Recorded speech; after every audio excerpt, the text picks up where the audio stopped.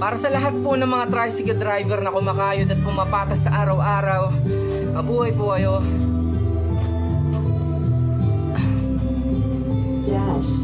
Umulan man o umaraw, sila'y laging bumabiyahe. Gabi man o umaga, kahit hapon o tanghali, walang pinapalampas na oras kung lumagari. Kahit pa ang mga tao laging merong sinasabi, kasi daw kung sila ay maningil, napakagrabe. Pasada ay malapit, malaki ang pamasahe, ngunit panghusga ay ilagay sa pangyayari. Sila dahilan kung bakit nakakasakay ka lagi. Gasolina tumaas, kasalanan ba nila yung pinatong nilang kakarampot pambigas nila? Katulad mo, meron silang anak na pinapaaral, buhay na kataya sa mga dinadaanan. Mahatid ka lang sa dapat mo na patutunguhan. Pasahero ka pero lagi kang iniingatan. Tandaan, kung wala sila, galaw ay mabagal. Sana kahit tricycle driver, sila ay igalang at mabuhay.